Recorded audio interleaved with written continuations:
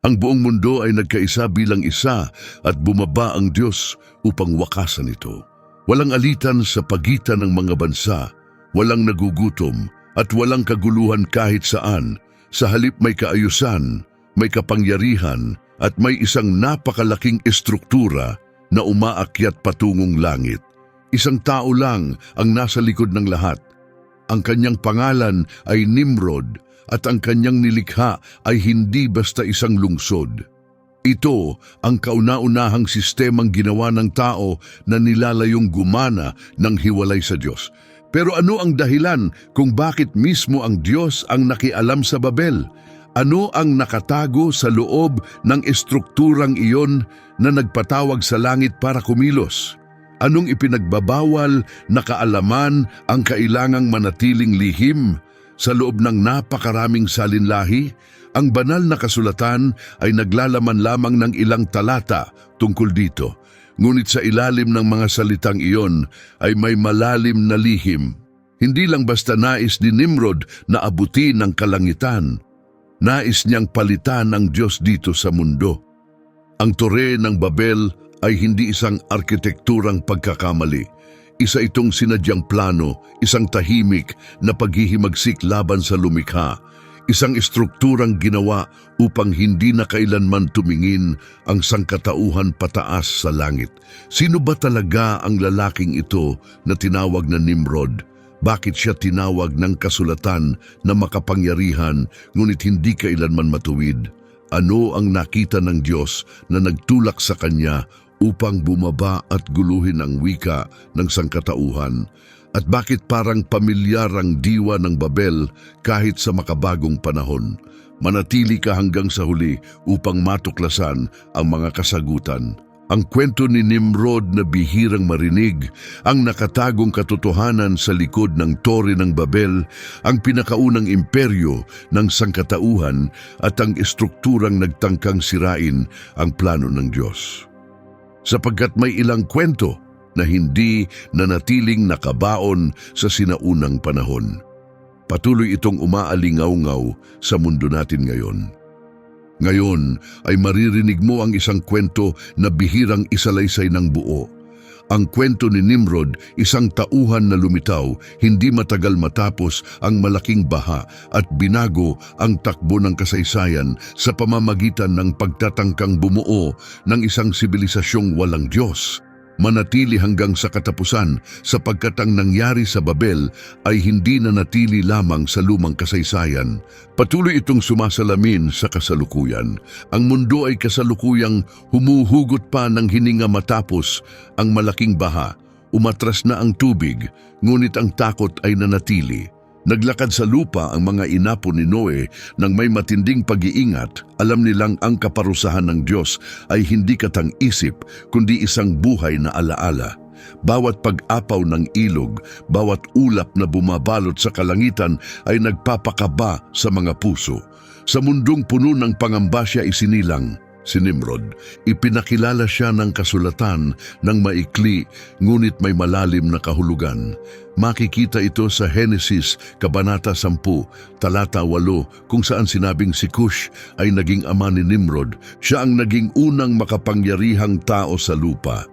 Si Nimrod ay direktang inapo ni Noe. Ang kanyang lolo ay si Ham, anak ni Noe, na ang lahi ay may dalang hatol at tunggalian. Ang kanyang ama na si Cush ay isang kilalang tao sa mga tribo. Makapangyarihan, iginagalang at ginagalang ng marami. Hindi binanggit sa kasulatan kung sino ang ina ni Nimrod o kung mayroon siyang mga kapatid, ngunit malinaw na siya ay ipinanganak sa isang makapangyarihang pamilya sa isang mayamang lupain na kalaunan ay tatawaging kapatagan ng Shinar. Ito ang lupain kung saan lilitaw ang mga marangyang lungsod ng Babylonia. Ang pangalang Nimrod ay hindi karaniwan. Ayon sa mga sinaunang tradisyon ng Hebreo, ang kahulugan nito ay may kaugnayan sa pagiging mapaghimagsik, isang taong lumalaban sa autoridad o sumusuway sa itinatag. Para sa marami, tila napakabigat ng pangalang iyon para sa isang sanggol. Bakit mo ibibigay ang ganung pangalan sa isang bata? Tanong ng isang matandang lalaki habang pinagmamasdan ang sanggol sa bisig ng kanyang ina. Dahil hindi siya magiging tulad ng iba, sagot ni Cush ng may katiyakan. O baka dahil magdadala siya ng gulo, bulong ng isa pa. Mula sa pagkabata, naiiba na si Nimrod sa lahat. Hindi lang siya mas matangkad o mas malakas kaysa sa iba. May kakaiba sa kanyang mga mata, mas pinipili niyang manood kaysa makisali. Hindi agad inaalis ang tingin, bihira siyang umiyak, hindi siya nagugulat sa biglaang ingay o kahit sa lapit ng mga hayop. Habang ang ibang bata ay nagtatago, siya ay lumalapit. Hindi natatakot ang batang iyan, sabi ng isang lalaki matapos makita si Nimrod na lumapit sa hayop na naipit sa bitag. Matututo rin siyang matakot, sagot ng isa. O baka hindi kailanman, dagdag ng ikatlong tinig. Ang mundong humubog kay Nimrod ay may malalim na paggalang sa Diyos, ngunit pinamumunuan ng takot. Pinarangalan ng lumikha, ngunit kinatatakutan din. Ang mga kwento ng baha ay paulit-ulit na sinasambit sa bawat bagong henerasyon bilang babala at paalala. Huwag ninyong kalilimutan, sabi ng isang matanda habang nakapalibot sa apoy, na minsan nang winasak ng Diyos ang mundong ito. Tahimik na nakikinig si Nimrod, walang sinasabi. Habang lumilipas ang mga panahon, ang kanyang lakas ay lumago ng hindi pangkaraniwan. Mabilis siyang kumilos. At kahit bata pa siya, ang kanyang presensya ay hindi maikakaila. Napansin ng matatanda na tuwing dumarating si Nimrod, tumatahimik ang mga usapan. Napapatingin ang mga tao. May ilan na nakakaramdam ng kapanatagan, ngunit may ilan ding nababahala. Kumikilos siya na para bang alam na niya kung saan siya patutungo, puna ng isang pinuno ng tribo. At para bang hindi niya kailangan ang pahintulot ng sinuman, sagot ng isa pa. Ang pangalang Nimrod ay nagsimulang kumalat sa mga kampo. Binabanggit ito sa mga usapan, sa mga bulong ng babala, sa maingat na paghangang may pag-iingat. Napansin ni Cush, ang kanyang ama, na masyado nang napapansin ng mga tao ang kanyang anak. Iba ang tingin nila sa iyo, banggit niya isang gabi. Napapansin lang nila kung sino talaga ako, tugon ni Nimrod habang nakatitig sa apoy. Ang kasulatan ay nagbibigay ng isang pambihirang pahayag tungkol sa lalaking ito. Hindi sinasabing siya ay tumanggap ng pagpapala. Hindi rin sinabing siya ay tinawag ng Diyos. Sa halip, may kakaibang binanggit, siya ang naging unang makapangyarihan sa lupa. Walang nabanggit tungkol sa pananampalataya. Walang binanggit tungkol sa pagpapasakop. Ang tanging nabanggit ay kapangyarihan. At sa mundong patuloy na nanginginig sa alaala ng galit ng Diyos, may unti-unting nabubuong bago. Tahimik ngunit mapanganib. Isang uri ng lakas na hindi umaasa sa panalangin. Isang puwersang hindi nagmumula sa pagluhod kundi sa presensya lamang. Habang ang mga pamilya ni Noe ay abala sa muling pagbuo ng kanilang buhay sa pamamagitan ng pagsunod, isang binata ang lumalaki na may ibang pintig sa dibdib. Isang pintig na hindi natitinag sa harap ng kalangitan. At unti-unting sumisibol ang tanong na wala pang kasagutan. Anong klaseng kapangyarihan ang sabay na umuusbong kay Nimrod? Lumipas ang mga panahon ng walang paalala. Habang sinusubukan ng sangkatauhan na kalimutan ang takot sa baha, si Nimrod ay tumatanda. Nagkalat ang mga pamilya sa malalawak na lupain, naghahanap ng espasyo, ng kabuhayan at ng kaligtasan. Ngunit lampas sa mga taniman ay may malalawak na kagubatan, puno ng kakaibang tunog at mababangis na nilalang. Kaunti lang ang may tapang na pumasok doon. Si Nimrod ay dumiretso papasok. Ang kanyang katawan ay naging matatag ng mas maaga kaysa sa karaniwan. Ang kanyang kilos ay tiyak at kontrolado. Pinag-aaralan niya ang ihip ng hangin, ang mga bakas sa lupa, ang galaw ng mababangis na hayop. Habang ang iba ay tinuturuan na umiwas sa panganib, siya naman ay natutong harapin ito ng direkta. Hindi dahil sa kapabayaan, kundi dahil sa ganap na kontrol. Huwag kang masyadong lumayo, babala ng isang lalaki isang umaga habang pinapanood si Nimrod na patungong gubat. May kailangang pumasok doon, sagot ni Nimrod nang hindi lumilingon. Hindi nagtagal, nagsimulang kumalat ang mga kwento. Isang leon na umatake sa mga alagang hayop ang natagpuang patay sa may ilog. Isang dambuhalang baboy ramo na naging sanhi ng laganap na takot ay bigla na lang naglaho. Ang mga nilalang na dating kinatatakutan ng matatanda ay nagsimulang magapi. Laging may nagsasabing naroon si Nimrod. Nagsimulang makaramdam ng higit na kaligtasan ang mga pamayanan kapag siya ay malapit. Mas naging payapa ang mga gabi. Nakakatulog ng mas panatag ang mga ina. Nakakapaglaro ang mga bata nang hindi laging lumilingon sa dilim. Habang kasama natin si Nimrod, walang makakapanakit sa atin, pahayag ng isang lalaki. Hinaharap niya ang kinatatakutan natin, sagot ng isa pa. Ang simula bilang tagapagtanggol ay unti-unting naging pagdepende at walang nakapansin sa pagbabagong iyon. Ngunit hindi lang ang mga mababangis na hayop ang tumatahimik sa kanyang presensya. Pati ang mga tao, tuwing darating si Nimrod, tumatahimik ang mga pag-uusap. Kapag siya ang nagsalita, ang lahat ay nakikinig. Hindi niya kailanman itinaas ang kanyang tinig. Hindi niya kailangan. Ang kanyang presensya lamang ay sapat upang igalang. Napansin ito ng mga nakatatanda. Mas binibigyang pansin siya ng mga tao kaysa sa atin. Puna ng isa na may halong pag-aalala.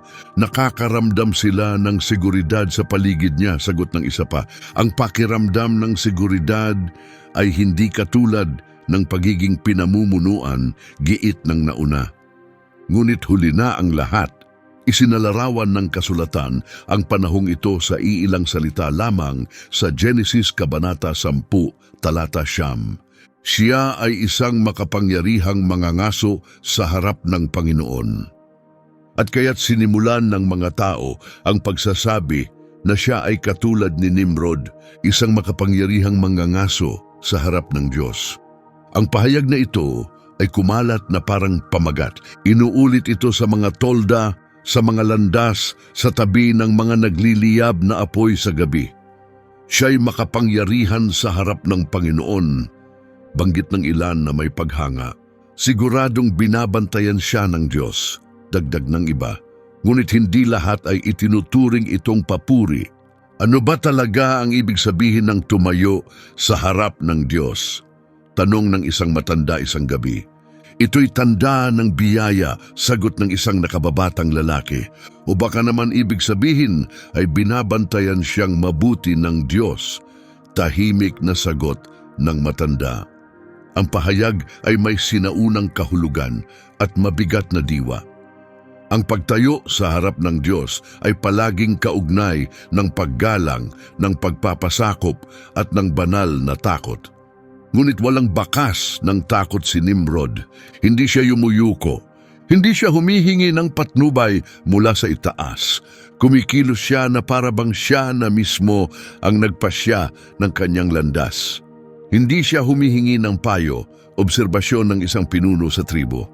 Hindi rin siya humihingi ng pahintulot, dagdag ng isa pa, at kahit sa kabila ng lahat, patuloy siyang sinusundan ng mga tao. Unti-unti, ang pangangaso ay tumigil sa pagiging tungkol lang sa kaligtasan.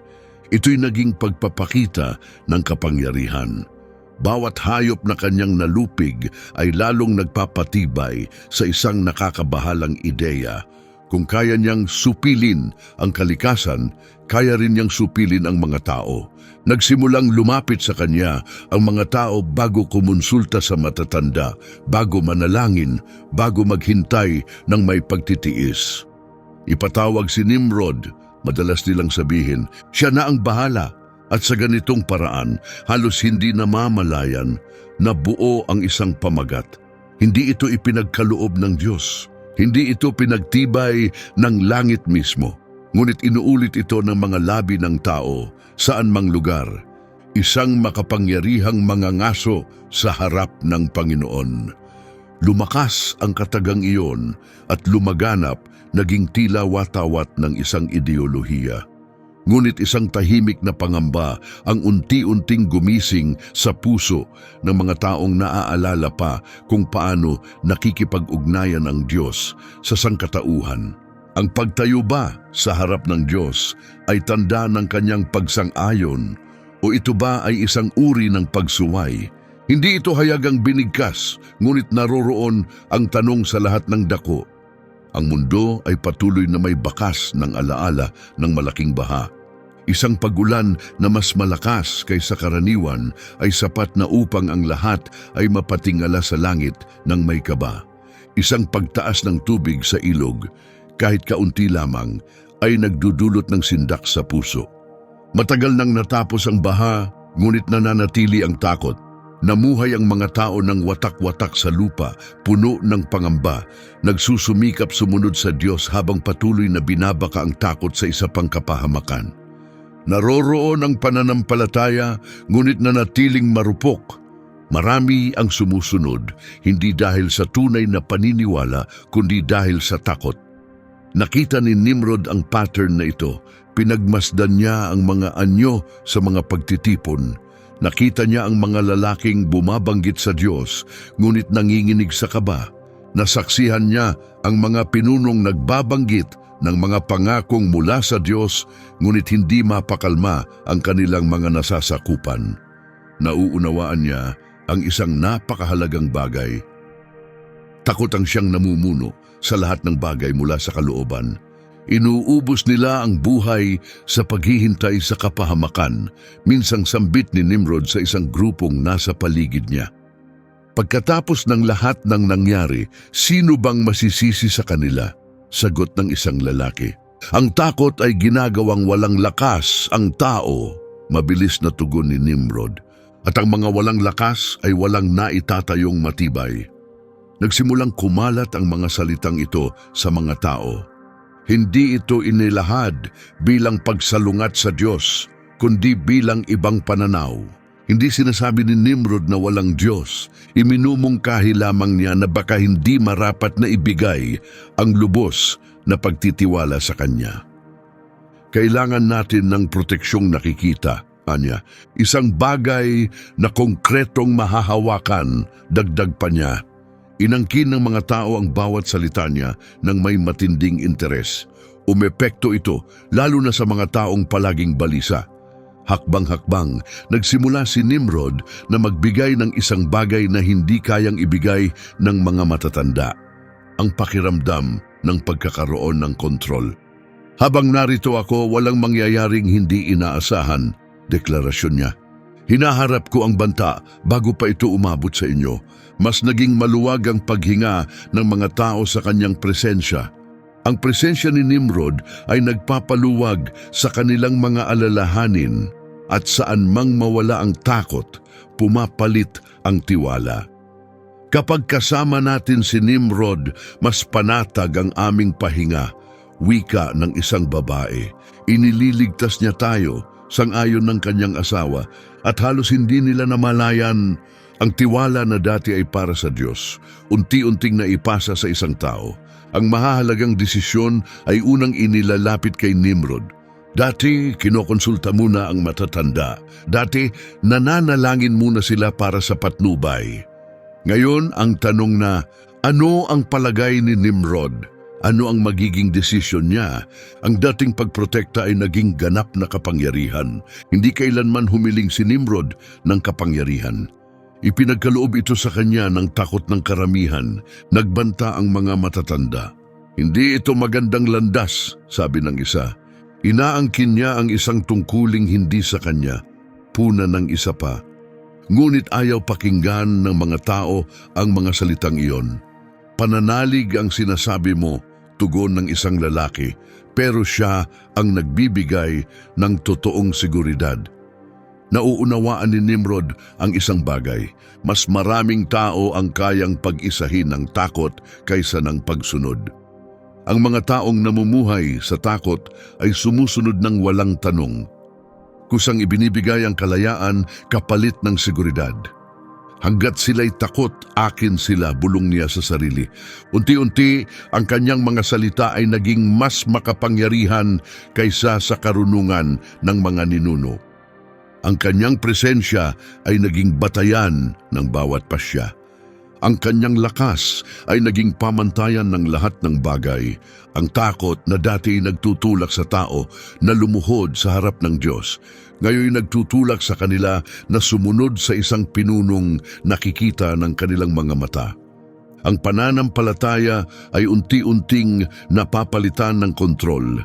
Ang pagtitiwala ay iniaayon sa ibang direksyon at halos walang nakapansin kung kailan nila nalampasan ang hangganan.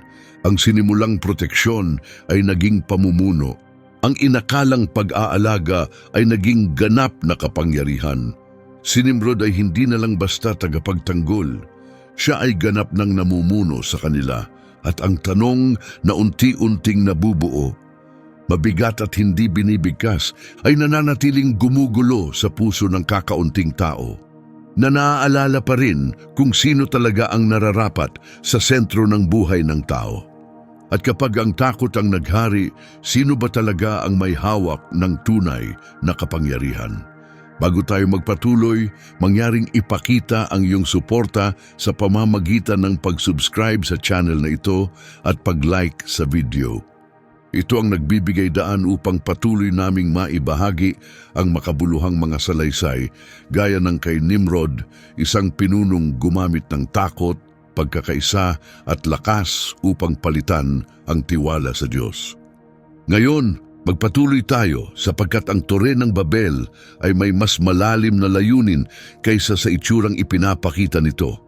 Ang tugon ay hindi dumating sa anyo ng salita, kundi sa pamamagitan ng mga nakikitang gawa. Hindi na naglalakbay ang mga tao gaya ng dati. Ang mga pamilyang dati malayang naglalagalag ay nagsimulang manirahan ng permanente. Ang mga pansamantalang tirahan ay tumigil sa pagiging pansamantala. Nagsimulang hatiin at angkinin ng lupa bilang pag-aari ng mga tiyak na tao. May bago at kakaibang umuusbong sa harap ng lahat. Sa gitna ng malawak na kapatagan, tatlong pangalan ang nagsimulang mangibabaw: Babel, Erek, at Akkad. Ipinapakita ng kasulatan ang pagbabagong ito sa Genesis Kabanata 10, Talata 10. At ang simula ng kanyang kaharian ay Babel, Erek, at Akkad, lahat sa lupain ng Shinar. Hindi ito mga simpleng pamayanan, ito ay mga lungsod na nilikha ng may malinaw na layunin. Sa unang pagkakataon, nanirahan ang mga tao sa ilalim ng kapangyarihan ng isang namumunong tao. Ang lahat ay may istruktura, layunin at malinaw na direksyon. At ang direksyong iyon ay nagmumula lamang kay Nimrod. Dito natin itatayo ang ating kinabukasan, pahayag niya habang tinuturo ang malawak na lupain. Bakit hindi na lang tayo magpatuloy? Tanong ng isang lalaki. Dahil dito tayo magtatatag ng ating sarili. Sagot ni Nimrod ng walang pag-aalinlangan. Nagsimulang magpangkat-pangkat ang mga tao. May mga pumuputol ng kahoy. May mga gumagawa ng ladrilyo. May mga nagbabantay. Ang bawat isa ay may takdang gawain. Umiikot na ang pang-araw-araw na buhay sa paligid ng lungsod. Hindi na sa paligid ng pamilya o tribo. Noong una, ang ama ang pinuno ng kanyang sariling sambahayan. Noong una, ang matanda ang nagbibigay ng patnubay sa pamayanan. Ngayon, ang lahat ay naghihintay ng utos mula sa iisang tao. Sino ang may karapatang magdesisyon niyan? Tanong ng isa. Nimrod, mabilis na sagot. Hindi kailanman ipinahayag ni Nimrod na siya ay hari. Hindi niya ito kinailangan, ang kapangyarihan ay unti-unting ibinigay sa kanya. Una bilang tagapagtanggol, pangalawa bilang tagapagpatnubay, at sa huli bilang ganap na pinuno. Mabilis na lumawak ang mga lungsod, tumindig ang mga pader na panangga, hinawan ang mga daan sa lupa, lalong lumakas ang pakiramdam ng seguridad, ngunit kasabay nito lumalim ang pagdepende. May proteksyon tayo sa loob ng mga pader, sambit ng ilan. Wala nang sumasalakay sa atin, sabi ng iba. Ngunit may mahalagang bagay na nagbago sa ilalim ng lahat ng ito. Ang pagpapasakop sa Diyos ay unti-unting napalitan ng pagpapasakop sa sistemang gawa ng tao. Ang utos ng Diyos na magpakalat at punuin ang lupa ay hindi na pinapansin. Sa halip, pinili nilang manatili sa iisang lugar. Si Cush na ngayoy matanda na ay tinitingnan ng lahat ng ito na may pangambang lumalaki. Inutusan tayo ng Diyos na maglakbay, sabi niya sa anak isang gabi. Inutusan tayo ng Diyos na umunlad, sagot ni Nimrod, at iyan mismo ang gagawin natin dito. Ang mga lungsod ay hindi na lamang kanlungan. Sila na ang naging sentro ng kapangyarihan. Ang dating impluensyang personal ay naging formal na estruktura. Itinatag ang mga alituntunin. Napunta sa ilang tao ang mga desisyon. Ang pagtatanong ay nagsimulang ituring na panganib sa kaayusan. Hindi pa natin naranasan ang ganitong uri ng lakas, sabi ng isang matanda. Ngayon, mayroon tayong totoong kapangyarihan, sagot ng isa. O baka tayo ngayon ay bihag na, bulong ng una, halos hindi marinig. Ang kaharian ay nabuo hindi dahil sa pagtatalaga ng Diyos, kundi sa takot ng tao. Hindi dahil sa pananampalataya, kundi dahil sa praktikal na kaginhawahan. Ito ang pinakaunang imperyo sa kasaysayan. Hindi itinayo sa tiwala sa Diyos, kundi sa mga mekanismo ng kontrol. Hindi na kailangang naroon si Nimrod upang gumana ang kanyang kapangyarihan. Ito'y nasa loob ng mga pader, nasa loob ng mga batas, nasa loob ng balangkas ng pamahalaan. Ang pamumuno ay hindi na tungkol sa isang tao. Ito ay naging bahagi na ng mismong sistema at habang ang Babel, Erek at Akkad ay itinatatag bilang sentro ng pamumuno ng tao, isang tanong ang tahimik na gumugulo sa kaunting taong naaalala pa ang orihinal na layunin ng Diyos para sa sangkatauhan. Ano ang layunin ng pagtitipon ng napakaraming tao sa iisang lugar? Kaunti lamang ang nagtanong nito. Ngunit ang karamihan ay abalang-abala na upang mapansin pa ito. Patuloy ang paglago ng mga lungsod. Ang mga daan ay naguugnay sa bawat pamayanan. Ang mga desisyon ay ginagawang mas mabilis. Isang bagay ang nagpapagana sa lahat ng ito ng halos perpektong maayos. Iisa lang ang wika ng lahat. Itinala ito ng malinaw ng kasulatan sa Genesis Kabanata 11, talata 1. Noong panahong iyon, ang buong lupa ay iisa ang wika at pareho ang ginagamit na mga salita. Walang pagkalito, walang hindi pagkakaunawaan. Kapag may nagsalita, lahat ay nakakaunawa. Kapag may utos, mabilis itong lumalaganap. Ang komunikasyon ay gumagalaw na parang tubig sa patag na lupa. Naunawaan ni Nimrod ang kahalagahan nito bago pa man ang iba. Kapag may iisang pag-unawa, lahat ay bumibilis, pahayag niya sa isang pagpupulong ng mga pinuno. Walang puwang para sa pagtatalo, puna ng isa sa kanila. Walang balakid dagdag ni Nimrod at walang sumasalungat. Ang kanyang mga pahayag ay naging parang kumpas ng araw-araw na buhay. Ang mga tagubilin ay nagmumula sa isang sentral na pinanggagalingan at dumadaloy hanggang sa pinakaliblib na sulok ng mga lungsod. Ang mga tao ay gumagalaw na parang iisang organismo. Alam ng bawat isa ang kanilang tungkuling gagampanan. Alam ng bawat isa ang kanilang bahagi sa kabuuan. Mas simple ang sistemang ito, sabi ng isang manggagawa sa kanyang kasama. Hindi na natin kailangang mag-isip ng malalim, sagot ng isa pa. Sundin lang ang utos. Sa simula, ang pagkakaisa ay tila isang positibong bagay. Nagbunga ito ng kaayusan, nagbunga ito ng kahusayan, nagbunga ito ng mga resulta na lantad sa lahat. Tuloy-tuloy ang pagsulong ng mga proyektong pambuo, lalong lumalim ang pakiramdam ng seguridad. Nakakaramdam ng lakas ang mga tao dahil sa kanilang pagkakaisa. Isa tayong sambayanan, wika nila. Isa ang ating tinig. Ngunit unti-unting may pagbabagong nangyari. Ang pagkakaisa ay tumigil na sa pagiging likas at naging inaasahan. Ang pagkakaroon ng ibang pananaw ay nagsimulang magdulot ng pagkailang. Ang pagtatanong ay tinuring na tanda ng pagiging huli sa panahon. Ang sinumang tumutol sa itinakdang galaw ay kinilalang sa gabal. Bakit kailangang sa ganitong paraan gawin ang lahat? Tanong ng isang matandang lalaki. Dahil ito ang ginagawa ng lahat, sagot ng isa pa. Paano kung mali ang pamamaraang ito? Giit ng matanda. Kung ganon, lahat tayo ay magkakamali ng sabay-sabay, sagot ng nakababatang lalaki. Hindi na kailangang nandoon si Nimrod upang sundin siya. Ang kanyang pag-iisip ay kumalat na sa pamamagitan ng iisang wika.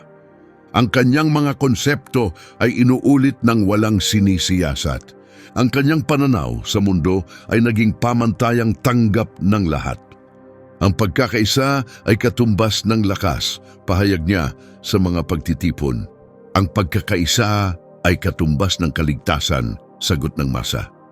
Ngunit ang tunay na pagkakaisa, ang pagkakaisang mula sa Diyos, ay isinisilang sa kusang pagsunod at tapat na pag-ibig, hindi sa pamumuwersa.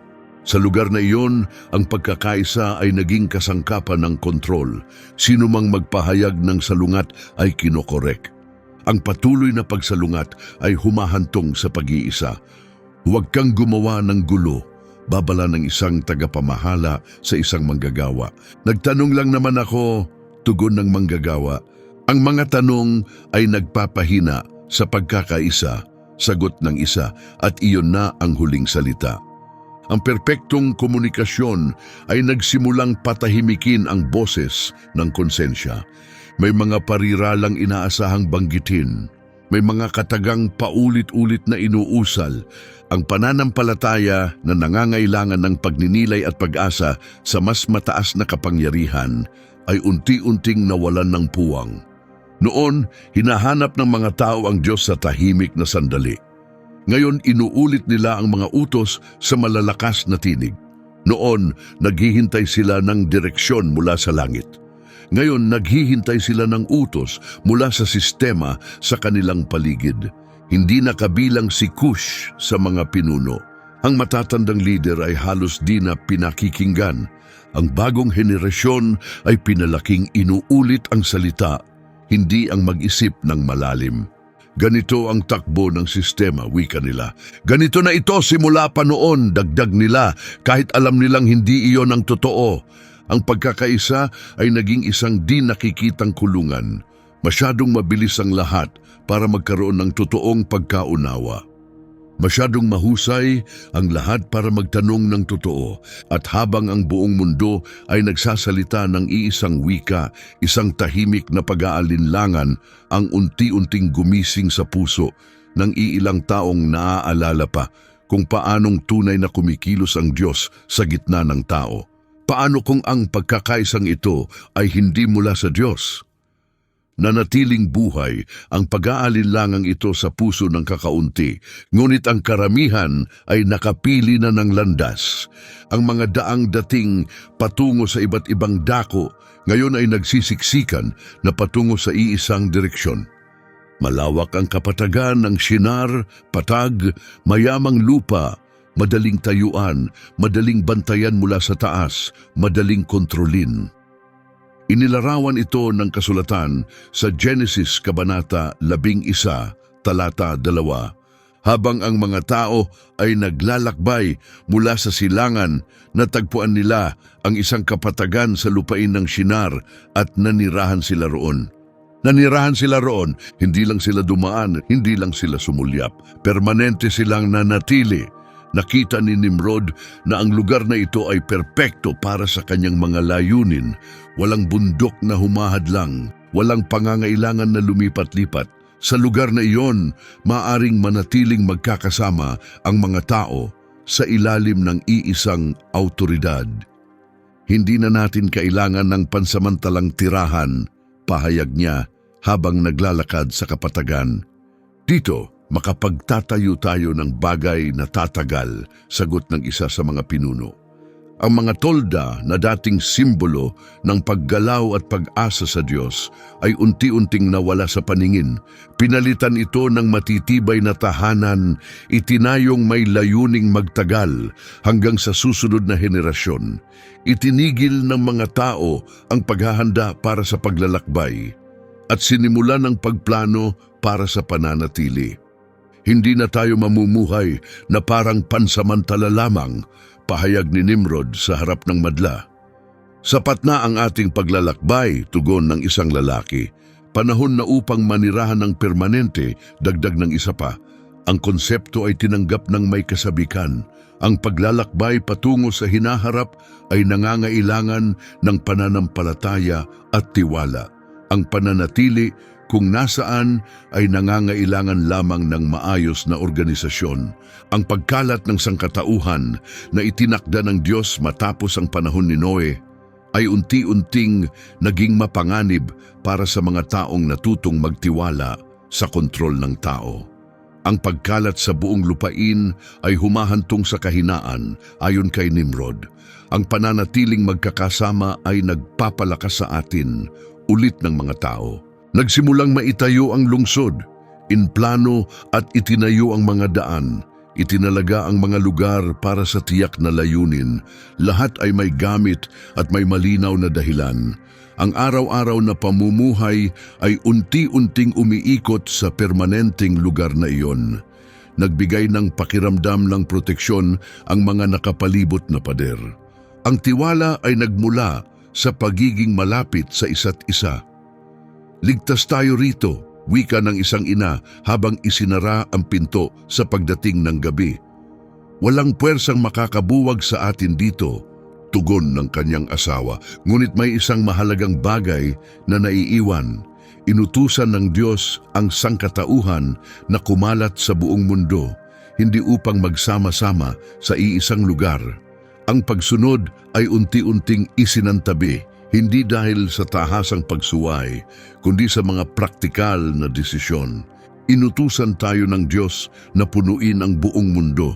Bulong ng isang matandang lalaki, halos hindi na naririnig. Pinupuno na natin ang lugar na ito, sagot ng isang kabataang lalaki, hindi nauunawaan ang kaibahan.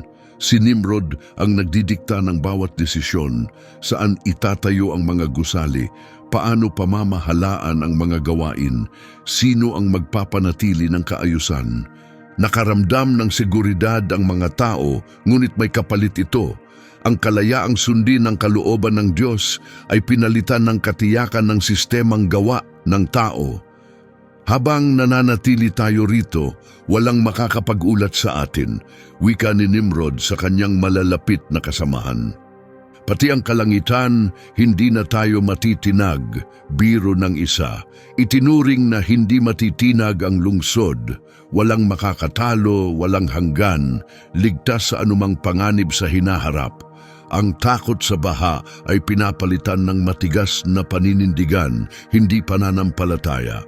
Unti-unti, ang ideya ng pagkalat ay nagsimulang magdulot ng kaba. Paano kung tayo'y magkahiwa-hiwalay? Tanong ng isa. Mawawala lahat ng ating pinaghirapan, sagot ng isa pa. Kaya dito na lang tayo na pagkasunduan ng grupo. Ginawa ang desisyon ng walang formal na anunsyo, walang opisyal na pahayag, kundi ang sabayang pasya na manatili. Ang lungsod na hindi kailanman guguho ay nabuo, hindi lang sa bato, kundi sa isipan ng buong bayan. Ang paglalagalag ay nagtapos na. Naabot na ang patutunguhan. Iniwan na ang pamumuhay bilang nomad at habang napupuno ng mga matitibay na gusali at katiyakang gawa ng tao ang kapatagan ng Shinar, isang tahimik na tanong ang paulit-ulit na lumilitaw. Hindi pinapansin ng karamihan pero buhay sa puso ng mga nakakaalala sa sinabi ng may lalang. Ngunit inutusan ng Diyos ang tao na kumalat sa buong mundo. Ang ideya ng pananatili sa iisang lugar ay unti-unting naging totoo sa mga pagod na kamay ng mga manggagawa. Ang tunog ng mga hurnuhan ay naging bahagi ng araw-araw. Naglalagablab ang apoy mula pa sa unang liwanag ng umaga. Hinubog ang luwad, pinatuyo at saka inihurno sa matinding init. Mabigat ang trabaho, umaagos ang pawis, hindi nawala ang sakit sa kanilang mga braso, ngunit walang tumigil.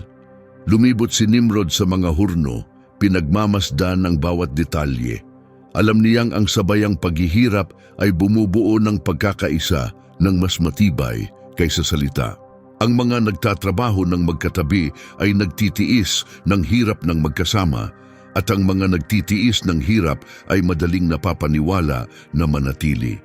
Bawat ladrilyo ay hakbang patungo sa ating kaligtasan, wika niya sa mga manggagawa. Dito natin tinatayo ang ating sariling kaligtasan. Nagsimulang tanggapin ito ng mga tao. Ang pananatiling nagkakaisa ang tila nag-iisang paraan upang mabuhay. Ang pagkalat na dati tanda ng pagsunod sa Diyos ay itinuring na walang saysay at delikado. Kung kakalat tayo, tayo'y magiging mahina, sabi ng isang lalaki habang pinupunasan ng pawis. Kapag nag-iisa, madali tayong mapaslang, dagdag ng isa pa. Pinatibay ni Nimrod ang ideyang ito, tahimik at tiyak. Kapag magkakasama tayo, walang makakatalo sa atin, wika niya. Kapag magkakahiwalay, unti-unti tayong mawawala. At ang kanyang mga salita ay tinanggap ng mga isip na handa ng makinig. Nananatili sa alaala ang sinaunang takot mula sa malaking baha. Ang paglalagalag ng walang tiyak na pupuntahan ay tila sobrang mapanganib. Ang pananatili, pagbuo at pagtatanggol ay tila mas makatuwiran. Inutusan tayo ng Diyos na maglakbay, bulong ng isang matanda habang pinagmamasdan ang mga hurno. Inutusan niya tayong umunlad, sagot ng isang nakababata. At tingnan mo, umuunlad tayo rito mismo. Paunti-unti, ang pagsunod ay nagsimulang tingnan bilang panganib. Ang utos ng Diyos na kumalat sa mundo ay tila lumalaban sa kanilang kaligtasan. Ang mga kumakapit pa rin sa alaala ng kanyang mga salita ay tinuring na hadlang. Bakit kailangang ipilit pa ito ngayon? Tanong nila. Tingnan mo ang paligid, maayos ang lahat. Kinain ng matinding trabaho ang bawat kaisipan. Walang pagkakataon para sa mas malalim na pagninilay. Ang ingay mula sa mga hurno ay hindi nagbibigay daan sa katahimikan. At kung walang katahimikan, walang pakikipag-ugnayan sa Diyos. Kung walang pakikipag-ugnayan, walang pag-asa sa Kanya. Habang mas marami tayong naitatayo, lalo tayong lumalakas, pahayag ni Nimrod. At habang lumalakas tayo, lalo tayong nababawasan ng takot. Ang pagiging permanente ay naging pinakamataas na layunin. Ang lungsod ay hindi na lamang silungan, kundi isang banal na panata. Hindi na naghahanda ang mga tao para umalis. Naghahanda na silang manatili magpakailanman. Halos tuluyang naglaho ang mga tolda. Sa kanilang lugar, tumindig ang matitibay na pader. Naisimulang planuhin ang buhay para sa mga susunod pang henerasyon doon mismo. Dito palalakihin ang aking mga anak, masayang sabi ng isang babae. At ang mga anak nila pagkatapos nila sang-ayon ng kanyang asawa. Pinanood ito ni Nimrod ng may malalim na kasiyahan. Ang kanyang pangitain ay nagiging totoo. Hindi lamang isang nakatigil na lungsod, kundi isang nakatigil na paraan ng pag-iisip. Isang bayang ayaw ng umasa sa kalangitan, kundi sa lupang sarili nilang itinayo. Hinihingi ng Diyos ang pananampalataya mula sa atin, sambit ng isang matandang lalaking pagod na sa mga taon. Ang pananampalataya ay hindi nagtayo ng pader, tugon ng isa. Ang mga ladrilyo ang nagbibigay ng proteksyon, lumaganap ang pahayag na ito. Ang tiwala na dating nakalaan sa Diyos ay napalitan ng tiwala sa mga bagay na nahahawakan. Ang pagkalat ay tinawag na kahinaan, ang pagsunod ay panganib at ang katigasan ng ulo ay naging karunungan. Hindi nila namamalayan, ngunit sinimulan ng mga tao na tingnan ang Diyos bilang sagabal sa kanilang plano para sa seguridad. Hindi ito binibigkas ng malakas, ngunit ang ideya ay naninirahan sa loob nila. Sapagkat kung susunod sila sa kanyang kalooban, kailangang talikuran ang lahat ng kanilang itinatayo.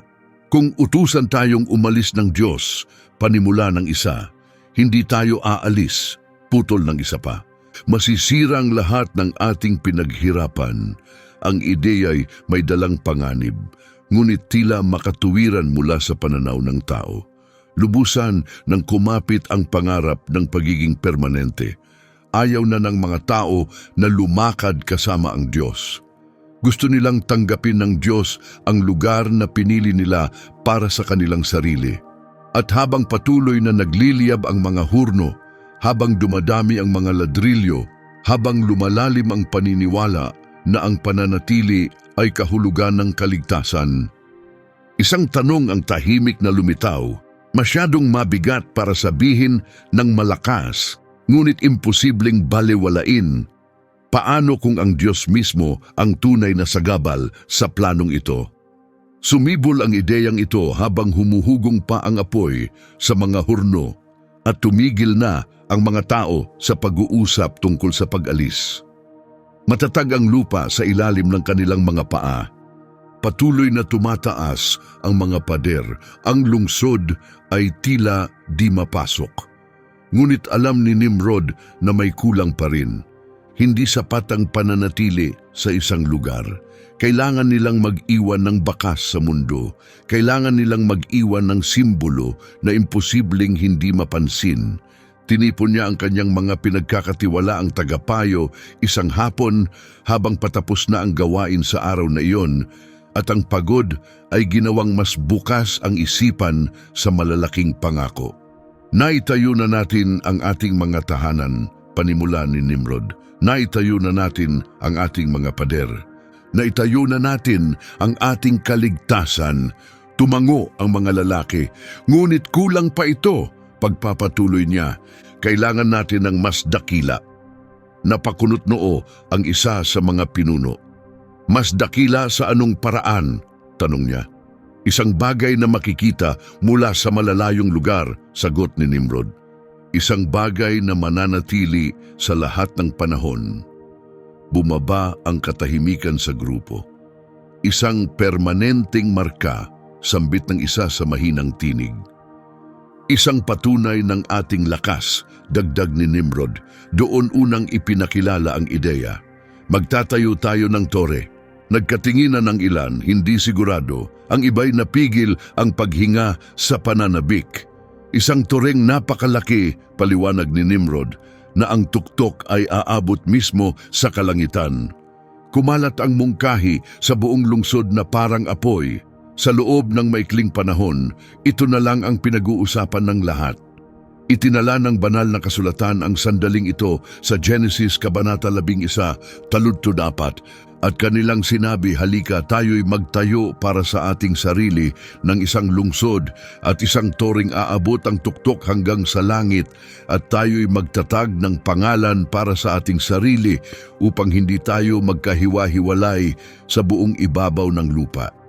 Hindi lang ito isa pang gusali, isa itong simbolo ng mas malalim na bagay, isa itong pangako sa kanilang sarili, isa itong tahasang hamon. Kapag naabot natin ang langit, sigaw ng isang lalaki na puno ng tuwa, hindi na tayo kailanman makakalimutan. Walang makakawasak sa atin, tugon ng isa pa. Ang kalangitan na dati pinagmumulan ng pagkamangha at paggalang ay nagsimulang magbago ng kahulugan. Hindi na ito basta tirahan ng Diyos. Isa na itong hanggahan na dapat abutin, isang teritoryong dapat angkinin. Lumakad si Nimrod sa gitna ng kanyang bayan habang lalo pang lumalakas ang sigla ng mga tao. Tinitingnan tayo ng kalangitan, wika niya. Ngayon ay masasaksihan nila kung ano ang kaya nating makamit. Ang ilan ay nakaramdam ng pagmamataas. Ang iba naman ay nakaramdam ng kaba sa dibdib, ngunit walang nangahas na tutulan. Ang tore ay naging sagisag ng lahat ng kanilang itinayo. ang kanilang pagkakaisa, lakas, pagiging permanente at kontrol. Wala pang sino man sa kasaysayan ang sumubok ng ganito, wika ng isang manggagawa. At dahil diyan, tayo ang gagawa nito, sagot ng isa pa. Sinimulang iguhit ang mga detalyadong plano, maingat na pinili ang pinakamahusay na mga materyales, pinili ang pinakamagagaling na manggagawa, umiikot ang lahat sa bagong proyektong ito. Sa paghahambing, naging payak ang dating lungsod. Ang toring ito ang magsisilbing ating proteksyon, sambit ng mga tao. Siya ang ating katiyakang ligtas tayo, ngunit may tahimik at mapanganib na bagay na nangyayari sa pinakaugat ng ideyang ito. Ang langit ay unti-unting tumitigil bilang lugar ng panalangin at nagiging target ng tao. Hindi na ito direksyong tinitingnan para sa tulong mula sa Diyos. Ito na ang tinuturo ng tao habang sinasabi, doon tayo pupunta. Isang matanda ang nagtangkang magbabala. Ang langit ay hindi dapat maging ating destinasyon, sambit niya, may bigat ng pagod ang tinig. Ito ang trono ng makapangyarihan. Binigyan tayo ng Diyos ng talino, sagot ng isang nakababatang lalaki. Dapat natin itong gamitin. Madaling tinanggap ang pahayag. Wala namang umaangkin na sila'y nakikipagdigma sa Diyos. Gusto lang nilang ipakita na hindi na nila kailangang umasa sa Kanya. Nagsimulang ituring ang tore bilang tagumpay na nakamtan. Isang monumento na magpapatunay sa buong mundo na nalampasan na ng sangkatauhan ang takot, nakatakas sa paghatol at wala ng pangangailangan na magpakumbaba. Tahimik na pinagmamasdan ni Nimrod ang lahat. Alam niyang babaguhin ng proyektong ito ang lahat. Hindi lamang ang pisikal na kapaligiran, kundi maging ang mga puso ng tao. Ang langit, na dati sagrado at malayo, ay ngayoy tinatrato bilang abot-kayang layunin. Ang pananampalataya ay napalitan ng ambisyon. Ang paggalang ay napalitan ng mapanghamong lakas ng loob. At habang lumalawak ang plano para sa tore sa buong kapatagan ng Shinar, isang tanong ang dahan-dahang sumulpot, mahina pa ngunit puno ng panganib, sa puso ng mga taong naaalala pa kung sino ang tunay na naghahari sa langit. Ano nga ba ang layunin ng pag-abot sa langit? Dumaan ang kasiglahan sa lungsod na parang malakas na agos. Hindi na ito usapin lamang ng mga pinuno. Nasa bawat bibig na ito, lahat ay inuulit ang parehong mga salita na parabang ito'y pinagpraktisan. Walang pag-aalinlangan, walang pag-uurong sulong, iisang pahayag ang bumigkis sa lahat. Magtayo tayo ng pangalan para sa ating sarili, sigaw nila. Ang pahayag ay umalingaw-ngaw sa mga lansangan, sa mga gusali, sa mga pagtitipon sa gabi. Maikli ito, malakas ang dating at madaling tandaan. Unti-unti, ito na ang naging dahilan sa likod ng bawat kilos. Ang tore ay hindi na lang mataas. Ito na ang daan patungo sa kaluwalhatian ng tao. Itinala ng banal na kasulatan ang sandaling ito ng malinaw, hindi bilang maliit na detalye, kundi bilang tunay na layunin ng kanilang puso. Hindi na nila pinag-uusapan ang magbigay ng kagalakan sa Diyos. Ang layunin nila ay ang maaalala sila sa buong panahon. Makikilala ang ating pangalan saan man, pahayag ng isang manggagawa na may halatang pagmamalaki. Mababalitaan ito ng mga anak ng ating mga anak, dagdag ng isa pa. Malalaman ng buong mundo kung sino tayo, sambit ng pangatlo. Ang kaluwalhatiang dating inaalay sa Diyos para sa masaganang ani sa buhay, sa proteksyon, ay nagsimulang magbago ng direksyon. Hindi na nakatuon sa langit ang pansin, nasa gawa ng kamay ng tao, nasa pangalan at tagumpay ng tao. Matamang nakamasid si Nimrod, hindi niya kailangang humingi ng pagsamba, hindi niya kailangang humiling ng parangal. Kusang ibinigay ito ng mga tao. Kung hindi dahil kay Nimrod, wala ang lahat ng ito, sabi nila. Siya ang nagbigay sa atin ng layunin, tugon ng iba. Siya ang nagbuklod sa atin, ulit-ulit nilang sinambit. Ang pangalan ni Nimrod ay ikinabit sa lahat ng tagumpay, sa kaayusan, sa kaligtasan, sa pangitain ng hinaharap. Sa tuwing may malulutas na mahalagang bagay, binabanggit ang kanyang pangalan. Kapag may problema, siya ang kinokonsulta. Tanungin si Nimrod, naririnig saan man. Nag-iba ang uri ng mga pagtitipon. Noong una, ikinukwento nila ang tungkol sa malaking baha, ang kapangyarihan ng Diyos at ang mga pangakong sinauna. Ngayon, ang usapan ay tungkol sa pagpapalawak, kadakilaan at walang hanggang katatagan. Nagtatayo tayo ng bagay na mas malaki sa sino man sa atin, sambit ng isang pinuno. Nagtatayo tayo ng ating pagkakakilanlan, pagwawasto ng isa pa. Payak sa ibabaw ang pagkakaiba, ngunit malalim ang kahulugan. Lumaganap ang mga simpleng sigaw sa mga tao. Hindi ito mga panalangin sa Diyos. Ito'y mga pahayag ng pagbati sa sarili. Tayo'y malalakas, tayo'y nagkakaisa. Ang ating pangalan ay mabubuhay magpakailanman. Isang matandang lalaki ang nagtangkang alalahanin ang mga bagay na naisantabi. Ang pangalang tunay na magtatagal ay sa Panginoon, bulong niya sa mahina niyang tinig. Pinagmamasdan ng Panginoon ang lahat ng ating ginagawa, sagot ng isang mas batang lalaki. Ngunit sa ngayon, atin na ang sandali. Tumahimik ang matanda. Napansin niyang may malalim na pagbabagong naganap. Kapag lumalaki ang pangalan ng isang tao, unti-unti ring lumalayo ang kanyang puso sa Diyos nang hindi niya namamalayan. Ang kaluwalhatian ng Diyos ay hindi inagaw sa dahas. Unti-unti lamang itong naisantabi, una sa pamamagitan ng paggawa, kasunod ng kaayusan, at sa huli ng katanyagan ng tao. Hindi nakialam si Nimrod, hindi siya nagtuwid, hindi siya nagbabala. Tahimik lamang siyang namamagitan sa mga tao habang lalo pang lumalalim ang paghanga sa kanya. Binabanggit ang kanyang pangalan ng may paggalang, minsan may takot, minsan may tahimik na pagsamba. Siya ang naghatid sa atin dito, sabi nila. Siya ang titiyak na mananatili tayo. Patuloy na tumataas ang tore, ngunit may kasabay itong hindi nakikita, kayabangan. Ang tiyak na paniniwalang natagpuan na ng tao ang sariling daan, ang matibay na paniniwalang hindi na kailangang tumingin sa langit para sa gabay. Ang pangalan ng tao ang nasa gitna ng lahat. Ang pagsisikap ng tao ang nagtakda ng hinaharap. Ang tinig ng tao ang pumalit sa tinig ng Diyos.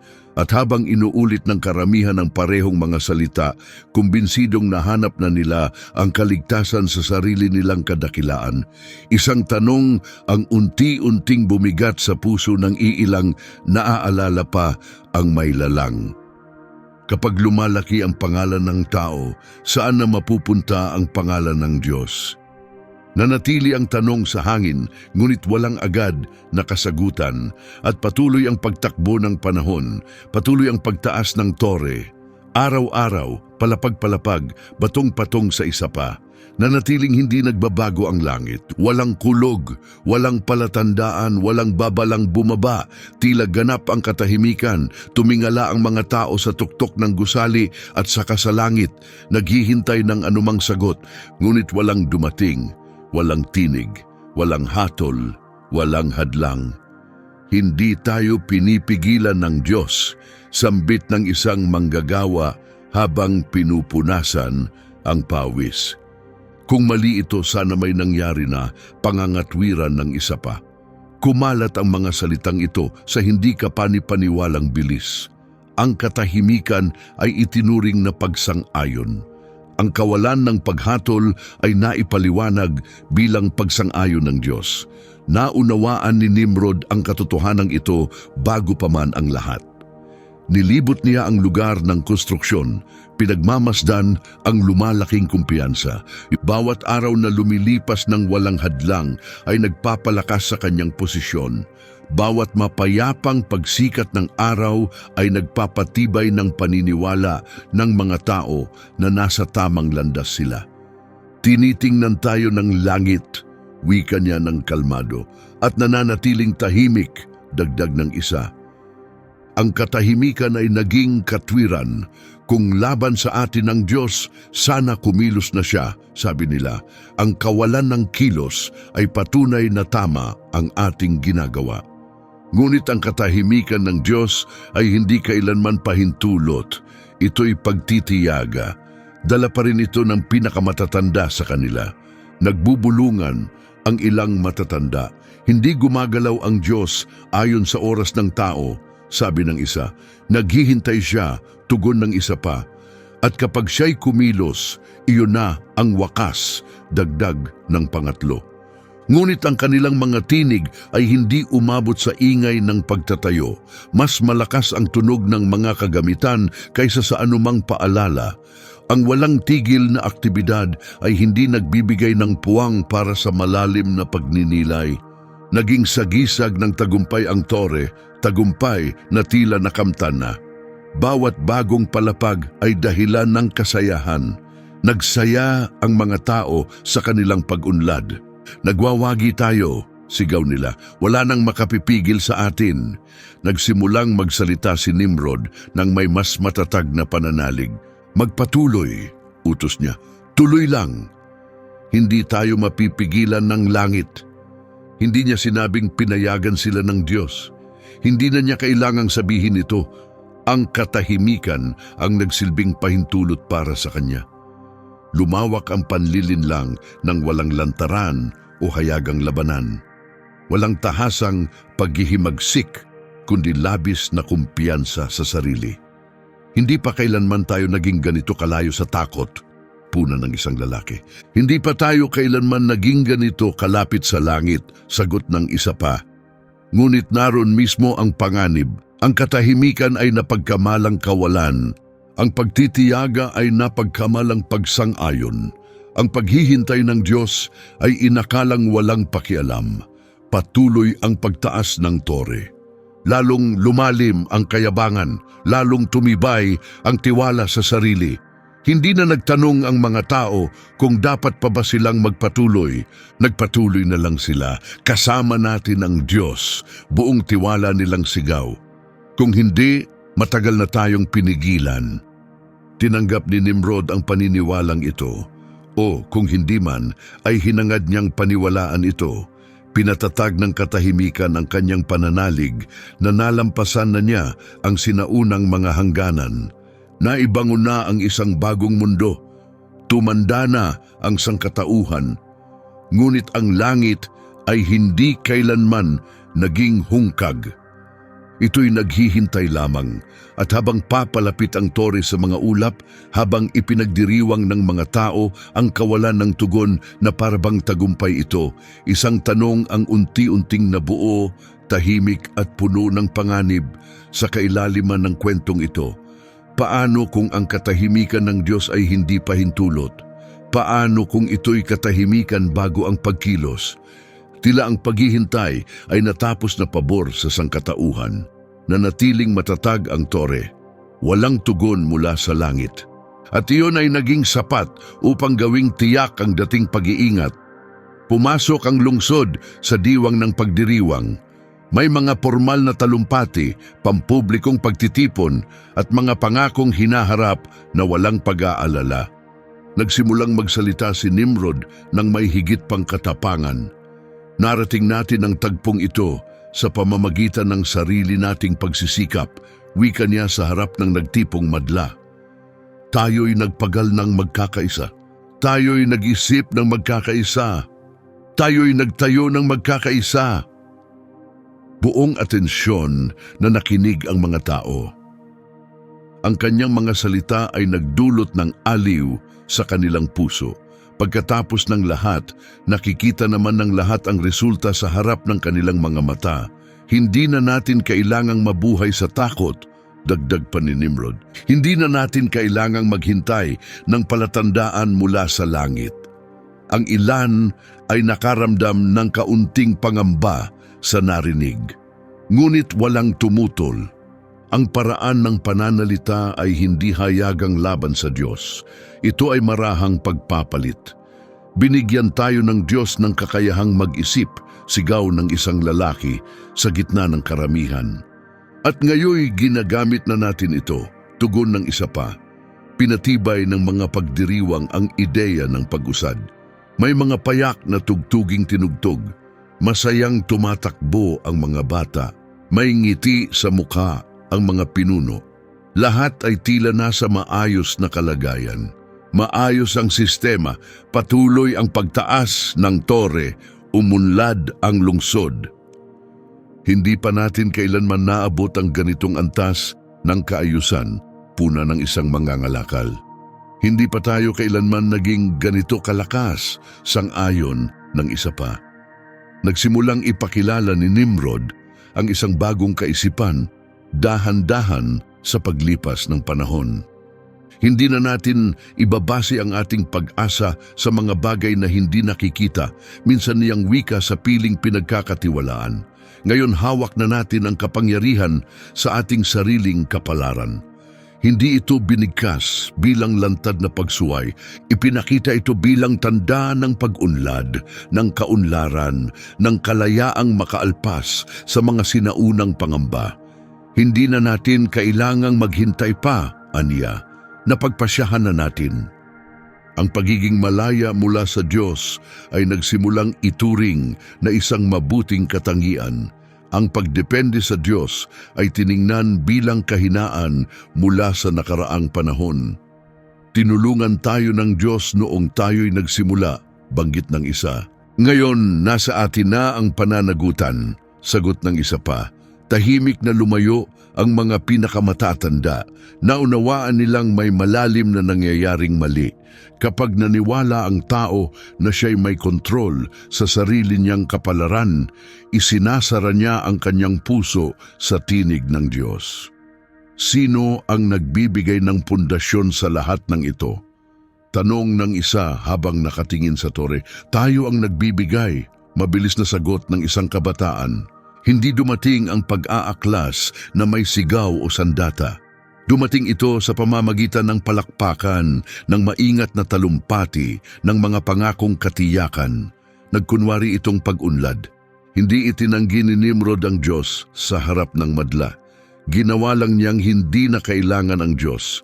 At iyon ang mas mapanganib kaysa tahasang pagtanggi. Kung may mali, tayo ang aayos, wika niya. Wala tayong dapat katakutan. Inilagak ng mga tao ang tiwala sa kanyang mga salita. Sapagkat sa paningin, lahat ay matatag at ligtas. Ngunit ang hindi nakikitang pundasyong sumusuporta sa buong pag-iral ay hindi na pinapansin. Ang tiwala ay inalis sa may lalang at ibinigay sa sistemang gawa ng tao. Ang tore ang naging sagisag ng bagong paniniwalang ito. Isang mundong ang tao ang nagpapasya, naguutos at namumuno nang hindi kailanman tumitingala sa langit. Ang pagiging malaya mula sa Diyos ang naging pinakamatayog na layunin. At habang nagpapatuloy ang kasiyahan, habang nangako ang mga talumpati ng walang hanggang seguridad, may tanong na tahimik na lumitaw, masyadong mabigat upang sagutin ng pagdiriwang, ngunit imposibleng baliwalain. Kapag itinakwil ang Diyos, sino ang may hawak sa mundo? Walang sagot na binigkas sa harap ng madla, ngunit matagal na itong nasagot sa katahimikan sa pinakamataas na bahagi ng tore. Doon, kung saan iilan lamang ang nangahas umakyat, humihihip ang hangin ng mas malakas at tila napakaliit at napakalayo ng lungsod. Ang mga tao sa ibaba ay tila mumunting galaw na lang. Ang mga umakyat ay nakaramdam ng kakaibang bagay, isang damdamin ng ganap na kontrol. Nakaramdam ng kasiyahan si Nimrod sa lugar na iyon. Tinipon lamang niya ang kanyang pinakamatapat na pinuno, mga taong hindi nagtatanong, mga taong napatunayan na ang kanilang katapatan sa sistema. Isinagawa ang pag-akyat sa ganap na katahimikan. Hakbang-hakbang, ang ingay ng lungsod ay unti-unting nawala sa pandinig. Ito'y sapat na, wika ni Nimrod, huminto sa gilid. Pinagmasdan ng mga lalaki ang kanilang paligid. Tanaw nila ang lawak ng mundo sa bawat direksyon. Tila mas lumapit ang langit. Ang tore ay naging pinakamataas na estrukturang nakita ng mundo. Nauunawaan ba ninyo kung bakit natin ito ginagawa? Tanong ni Nimrod. Ang ilan ay tumango bilang tugon, ang iba naman ay nanatiling tahimik.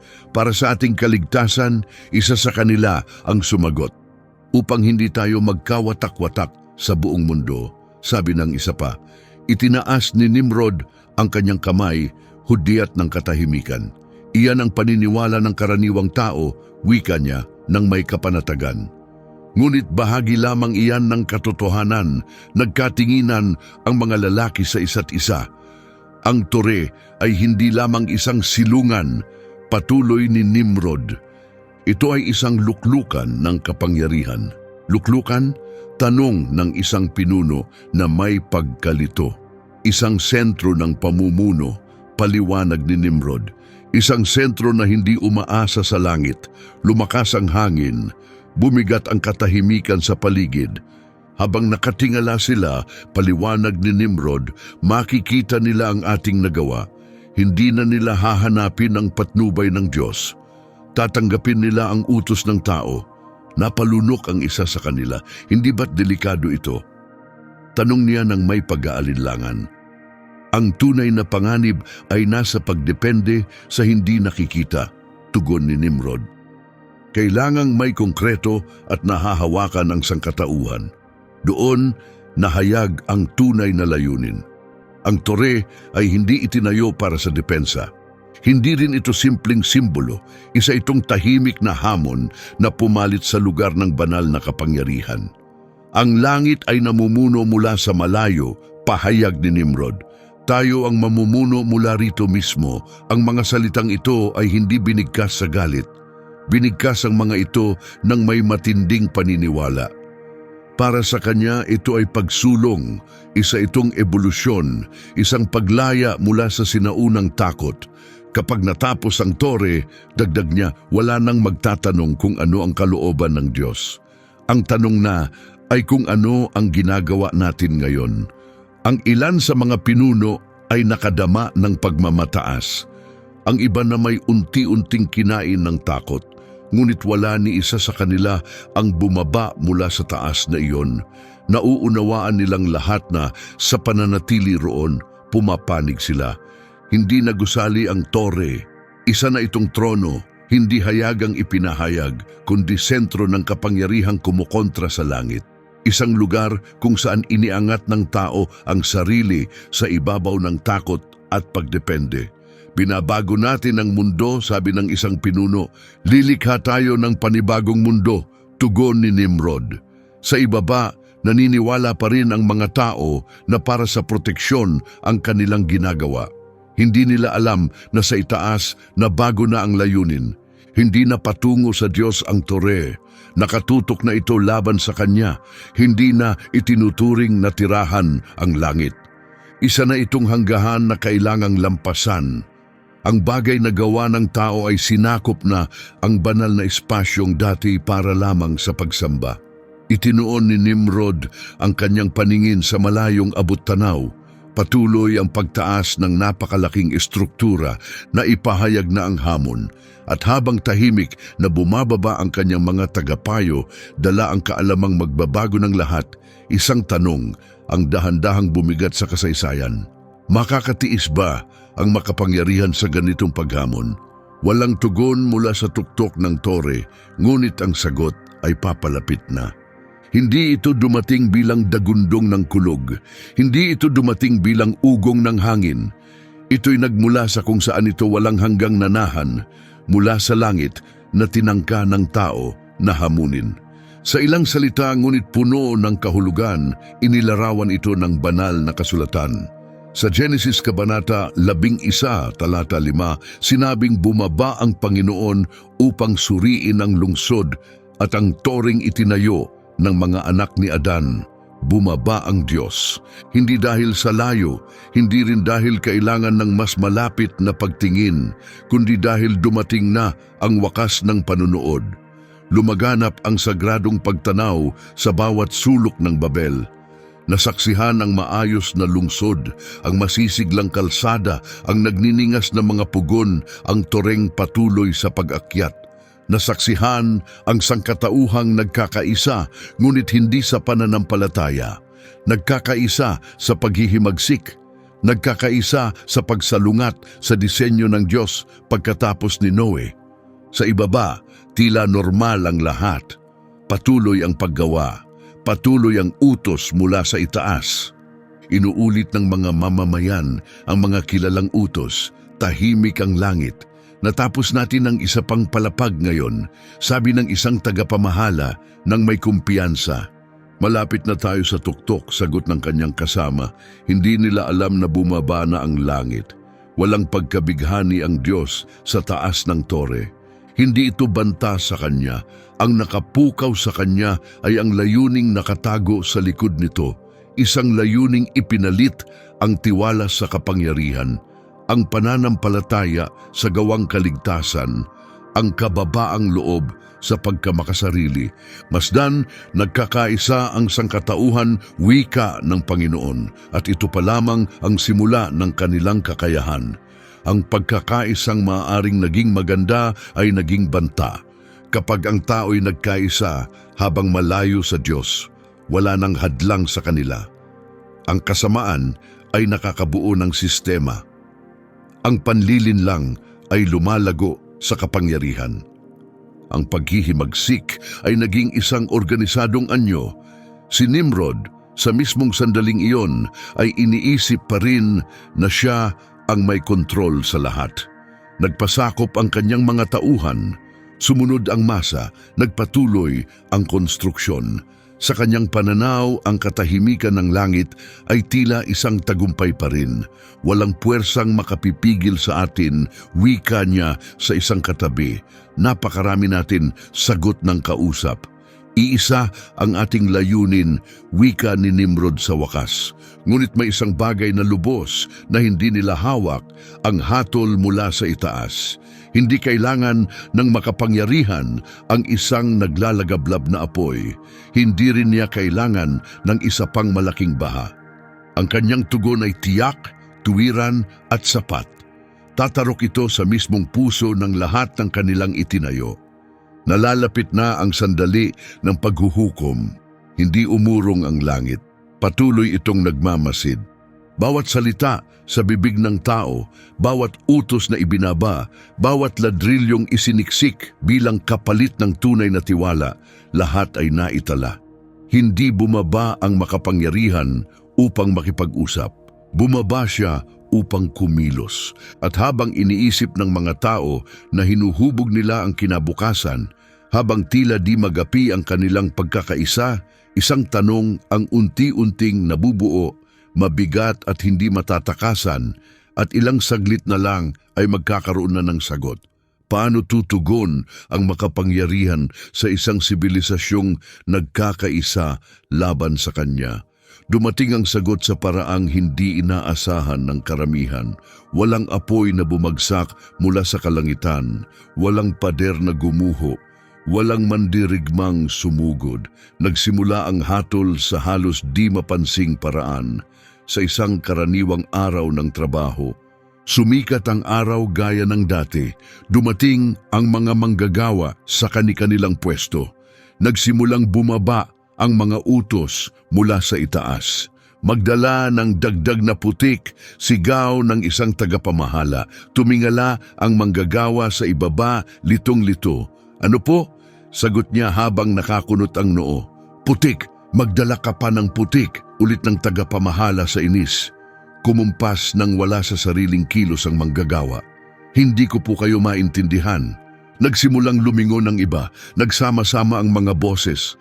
Ang mga pamilyar na salita ay biglang naging banyaga. Walang kahulugan ang mga ordinaryong tunog. Kumalat ang kalituhan na parang apoy. Itinala ito ng banal na kasulatan sa Genesis, Kabanata 11, Talata 7. Halina't bumaba tayo at guluhin ang kanilang wika upang hindi sila magkaunawaan. Ang nag-iisang bagay na bumubuhay sa buong sistema ay ang iisang wika, at iyon mismo ang pinuntirya ng makapangyarihan. Isa pang lalaki ang sumigaw, "Sa palagay mo ba'y isa akong hangal? Wala kang saysay," sigaw ng isa pa sa takot. Naging walang silbi ang mga utos, nawala ang koordinasyon, naglaho ang pamumuno. Nagbanggaan ng mga sigaw, ang mga pagkilos ay naging pamalit sa pag-uusap, ngunit walang nagawa. Huminto kayong lahat, sigaw ng isang pinuno, walang sumunod. Hindi dahil sa pagsuway, kundi dahil sa ganap na hindi pagkakaintindihan. Tumigil ang lahat ng gawain. Nagbagsakan ang mga kagamitan sa lupa. Umatras ang mga manggagawa sa isa't isa. Nabuo ang maliliit na grupo, pinagbuklod lamang ng pagkakaintindihan sa iisang wika. Nilamon ng kaguluhan ang kapatagan. Mabilis na bumaba si Nimrod nang maunawaan niya ang trahedya. Sinubukan niyang kausapin ang kanyang mga pinuno, ngunit walang sagot kundi mga walang laman na titig. "Tipunin ang lahat," utos niya. Tahimik lamang silang nakatitig. "Sagutin ninyo ako," giit niya. Katahimikan. Nagsimulang gumuho ang kaharian mismo sa kinatatayuan nito. Walang armas, walang sumasalakay, walang sabayang pag-aaklas. Ang pagkasira ng komunikasyon lamang ay sapat na upang pabagsakin ang lahat. Ipinakita ng pagkakaisang malayo sa Diyos ang kanyang kahinaan. Ang kapangyarihan ay naging abo. Ang tore na dating sagisag ng kataas-taasang kapangyarihan ay naging iniwang istruktura.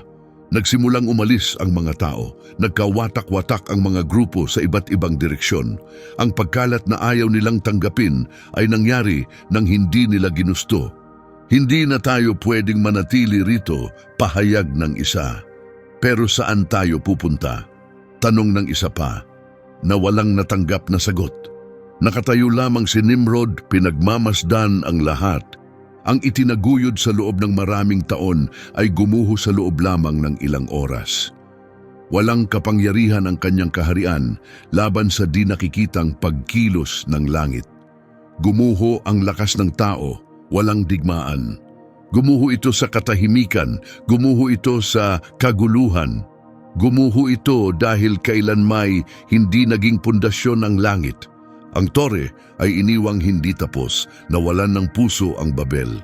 Unti-unting nawala ang reputasyong kanilang pinaghirapan sa gitna ng magkakaibang wika. At habang nagkakahiwa-hiwalay ang mga tao, habang nagkakawatak-watak ang kanilang sistema sa harap ng lahat, may isang tanong na nananatili, malalim at nakakabagabag, na umalingaw-ngaw sa ilalim ng lahat ng naganap. At si Nimrod, ano nga ba talaga ang kanyang hinahangad? Mabilis na nahanap ang sagot sa tanong, hayagan itong ipinahayag ng nawasak na Babel. Ang dating ingay, kaayusan at dakilang pangitain ay napalitan ng katahimikan, mga guho na nagkalat at mga kalsadang iniwan. Ang tore ay nanatiling hindi natapos, isang babala para sa bawat salinlahi. Nakatayo pa rin si Nimrod doon, wala na ang kanyang pagiging hari, wala na ang kanyang kapangyarihan, isa na lamang karaniwang tao na nakatitig sa kanyang gumuho at winasak na sistema. Nagkawatak-watak ang mamamayan, nagtakbuhan ang mga pinuno, naglaho ang kaharian. Tiningnan niya ang mga gumuhong bato, ang mga palapag na nahinto ang pagtatayo, at sa wakas ay naunawaan ang isang bagay na hindi pa niya nasasambit kailanman. Hindi ito simpleng kaguluhan ng wika, bulong niya. Ito ay paghuhukom. Umuusbong na ang nakatagong katotohanan. Hindi kailanman simpleng layunin ni Nimrod na protektahan ang kanyang mga tagasunod. Hindi rin niya layuning iwasan lamang ang isa pang sakunang dulot ng tubig. Ang nais niyang itayo ay mas malaki at mas delikado. Ninais niyang ilihis ang plano ng Diyos. Mula pa sa simula, Ipinangako ng makapangyarihan ang kaligtasan para sa sangkatauhan, isang lahi, isang tadhana, isang pinangakong tagapagligtas na darating sa tamang panahon. Upang ito'y matupad, kailangang maghiwa-hiwalay ang mga tao, bumuo ng mga natatanging bayan at isakatuparan ang layunin ng langit. Ngunit sinubukan itong pigilan ni Nimrod. Layunin niyang bumuo ng isang sistemang permanente na walang Diyos, na may ganap na pamumunong pantao, isang lipunang inayos nang ang tao lamang ang magpapasya, wala nang hinihintay mula sa itaas, wala nang pag-asa, wala nang tipan, wala nang pagdepende. Ang lahat ay kontrolado mula sa ibaba. Ang tore ay hindi kailanman hagdang patungo sa langit. Isa itong luklukan ng kapangyarihan upang pamunuan ang mundo. Kung mananatili silang nagkakaisa, madalas niyang sabihin walang makakabuwag sa kanila. Kung magpapatuloy ang kanilang pagkakaisa, wala na silang kailangang hintayin. Iyon ang tunay na hamon. Hindi hangad ni Nimrod na umakyat patungo sa Diyos. Hangad niyang palitan siya. Ang sistemang kanyang nilikha ay nagpakilala ng isang bagong kaisipan sa kasaysayan ng tao, ang paniniwalang ang tao ay maaaring pumalit sa may lalang, na maaari silang mamuno ng hindi nagpapasailalim, na maaari nilang hubugin ng kapalaran ng walang banal na tipan. Ito ang kauna-unahang anti-mesyanikong kaisipan, hindi isang tao laban sa isang mesyas na darating, kundi isang sistema laban sa plano ng kaligtasan. Ito ang dahilan ng pakikialam ng Diyos. Ito ang dahilan ng pagbagsak ng Babel. Ito ang dahilan ng pagkawasak ng pagkakaisa. Higit pa ito sa kaguluhan ng wika, isa itong pagsasanggalang sa walang hanggang plano. Huli na nang ito'y maunawaan ni Nimrod. Hindi tumaas ang kanyang dangal, hindi narating ng kanyang tore ang langit, hindi nagtagal ang kanyang sistema. Ngunit may isang bagay na naiwan mula sa kanya sa gitna ng guho. Nanatili ang ideya. Ang ideya ng pamumuhay ng walang Diyos, ng proteksyong walang pananalig, ng pagsulong ng hindi nagpapasakop, na lahat ay kontrolado ng tao. Nawala si Nimrod sa kasaysayan, ngunit ang kaisipang kanyang pinakawalan ay patuloy na gumagala sa buong mundo. Sumulpot ito sa malalaking imperyo, sa organisadong sistema, sa mga namumunong katawan, sa pinakaloob ng puso. Sa bawat pagkakataong sinubukan ng tao na palitan ang Diyos, muling nabubuhay ang Babel. Naiwan ang mga guho, ngunit ang aral ay tumatawid sa maraming salinlahi. Hindi kailanman naputol ang plano ng Diyos. Darating ang pinangako, matutupad ang tipan. Walang sistemang gawa ng tao ang makakaharang dito. Ngunit magpapatuloy ang tunggalian at ang pangunahing tanong ay hindi nakaraan lamang. Ito'y umaalingaw-ngaw hanggang sa ating kasalukuyan, tumatawid sa bawat henerasyon, dumarating bilang isang tahimik at walang katapusang babala. Ang kaisipan ni Nimrod, tuluyan na ba itong nawala? Nanatili ang guho, hindi natapos ang tore, nagkahiwa-hiwalay ang mga tao sa iba't ibang lupain, ngunit hindi doon natapos ang kwento ng Babel, nagbago lamang ito ng anyo. Si Nimrod ang unang taong sumubok mamuno nang wala ang Diyos, hindi sa pamamagitan ng dahas, kundi sa pamamagitan ng maayos na sistema. Ipinakita niyang posibleng ihiwalay ang Diyos, hindi sa pagtanggi sa kanyang pag-iral, kundi sa paggawa sa kanya na tila wala ng halaga. Sapat nang palitan siya ng pamumunong pantao, sapat nang ipagpalit ang pagdepende sa huwad na proteksyon. Iyan ang pamana ni Nimrod. Ang Babel ay hindi lamang sinaunang lungsod. Ito ay isang huwaran, isang kaisipan, isang paraan ng pag-iisip, isang tagpo kung saan sinasabi ng tao, ako ang mamamahala, ako ang may hawak ng kapalaran, ako ang magpapasya. At ang paniniwalang iyon ay hindi nawala kasama ng mga batong bumagsak. Sa ating panahon ngayon, nananatili ang Babel. Lumilitaw ito sa mga pamahalaang naniniwalang kaya nilang pamunuan ang mundo ng walang Diyos, sa mga relihiyosong institusyong ipinalit ang buhay na pananampalataya sa mga patakaran at hierarchy, sa mga sistemang nangangakong magpoprotekta kapalit ng bulag na pagsunod, at madalas sa mga pusong tumitigil manalangin, tumitigil umasa, tumitigil magtiwala. Sa bawat pagkakataong sinubukan ng tao na palitan ng Diyos, muling umaangat ang Babel. Hindi winasak ng Diyos ang Babel dahil siya'y natakot sa tao. Winasak niya ito upang ingatan ang kanyang plano, ang plano ng kaligtasan, ang plano ng pinangako, ang plano para bawiin ang nawala sa Eden. Hindi kailanman nasira ang planong ito. Hindi ito kailanman naantala, hindi ito kailanman nabigo, ngunit ito'y palaging pinagtatalunan noon, ngayon at magpakailanman. Inaanyayahan tayo ng kasaysayan ni Nimrod na silipin ang kaibuturan ng ating puso at itanong ang isang simpleng ngunit mabigat na tanong. Saan natin inangkla ang ating tiwala? Sa kalangitan ba o sa mga estrukturang tayo mismo ang lumikha? Sapagkat sa bawat pagkakataong pinipili ng tao ang pamumuno sa halip na pagpapasakop, muling umaalingaw-ngaw ang Babel at ang makapangyarihan ay patuloy na nagmamasid.